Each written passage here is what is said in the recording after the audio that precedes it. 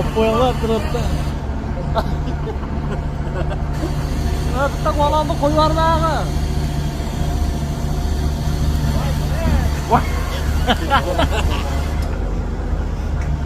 Strellar hozir ko'taradi. Tros yurayaptimi ko'taradi. Bo'ldi. Siqa var, mana.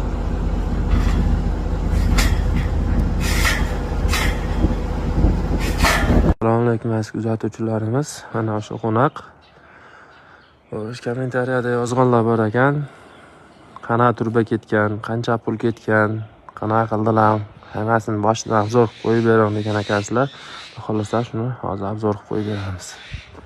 Bu yerda rolikli bo'lgan. Bunimiz tros 6lik. Sizlar ko'rishlar mumkin. 48 metr tros oldik 250 mingga. Qolgan troslar o'zimizda bor edi. Turbani o'zida tushib chiqadi bu. Xudo xolasa qiyinchilik bo'lmaydi. Hozir turib ko'rsatamiz. Qonaq tushishi. Turbani o'zida shu. Mana fitli tushdi. 6 metrli akfa profildan qo'yilgan. Ko'rishlar mumkin. Tepasidan qatirilgan. Troslar o'zi tushib chiqadi.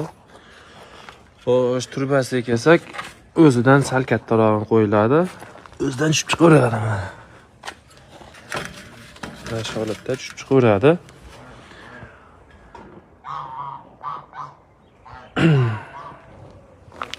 Jami bo'lib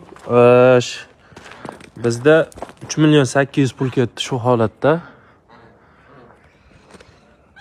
Sizlarda 4 million bo'lsa, xudo xolasa tros-proslari bilan hammasini patkuli chiqib, mana shunday holatda chiqarib olsalar bo'lar ekan. Tepasidan 5 ta tomonga sim tortilgan, xolos bo'ldi, boshqa joyda sim yo'q. O'zi turbada o'zi tushib chiqaveradi, bemalol. Qiyinchilik yo'q.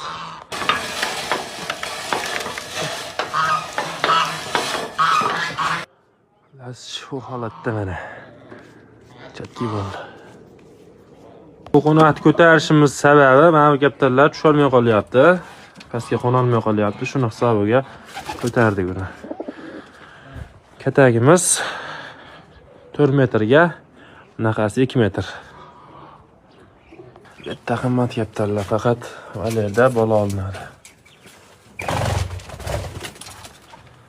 Katakni holat. 2 ga bo'lib qo'yilgan katak.